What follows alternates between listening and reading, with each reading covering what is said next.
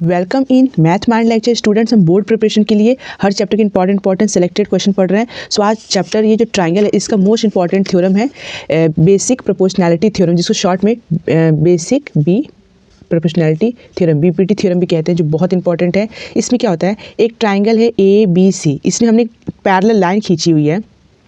तो जो दो साइड बची हैं उसके जिस पॉइंट में इंटरसेक्ट कर रहा है उन मतलब वो रेशियो जो होगा वो आपका सेम रेशियो में होगा। जैसे क्या बोला है, if a line is drawn parallel to one side, जैसे जो DE है वो पैरेलल है BC के, of a triangle to intersect the other two sides in distinct points. आपकी जो दो ट्राइंगल साइड है AB एंड AC, ये अदर डिफरेंट पॉइंट में उसको इंटरसेक्ट कर रहा है, मतलब देखो D पॉइंट में कट कर रहा है और आपका E पॉइंट में इंटरसेक्ट कर रहा है। तो जो AD और BD का रेशियो होगा ना, वही AE और CE रेशियो होगा same. Then the two sides are divided in the same ratio. ये आपका स्टेटमेंट है। बच्चों इसका प्रूफ कैसे करते हैं, मैं प्रूफ का एक्सप्लेनेशन दे रही हूँ। जैसे आपका क्या, हमने ना परपेंडिकुलर ड्रॉ किया है, AD में परपेंडिकुलर ड्रॉ किया है EN, और इस साइड में हमने DM परपेंडिकुलर ड्रॉ किया है, क्योंकि जो ट्राइंगल का जो एरिया होता है वो 1/2 बेस इंटू हाइट होता है। सो हाइट के लिए हमने परपेंडिकुलर ड्रॉ किया है। वी आर गिवन, मतलब ट्राइंगल आपको गिवन है और पैरेलल मैंने बताया दिया कि ये जो आपका BC के पैरेलल है DE हमने खींचा हुआ है, एंड AB पॉइंट D पर कट कर रही है और AC जो है वो पॉइंट E पर कट कर रही है। So we have to proof AD upon DB equal AE upon EC।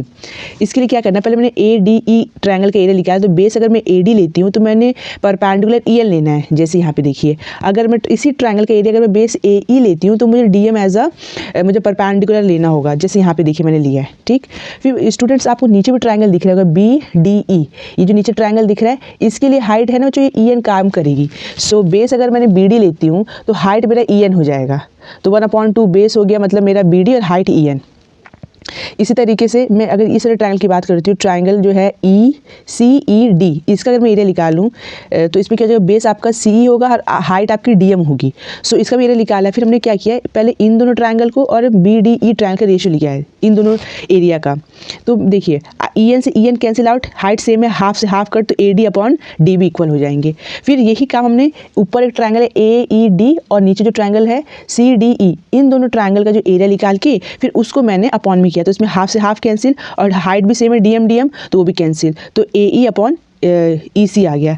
आप ये देखिए, जैसे अगर मैं इक्वेशन 1 और 2 माने कंपेयर करूँ तो ट्रायंगल ADE का एरिया ही, ऊपर भी ट्रायंगल AD का एरिया है, जो बेस का एरिया है। स्टूडेंट्स आप इसमें थोड़ा ध्यान से देखो, इसमें ये बताऊँ सेम पैरेलल लाइन, जैसे लाइन होती है तो ये सेम पैरेलल लाइन है, और अगर बेस भी सेम हो और हमने ट्रायंगल बना रखा है, बेस सेम हो तो वो एरिया में बराबर होता है। ये थ्योरम होता था आपकी क्लास 9th में, सो वही लिखा हुआ है। तो जो एरिया ऑफ ट्रायंगल BDE जो है वो इक्वल होगा एरिया ऑफ ट्रायंगल DEC। क्यों?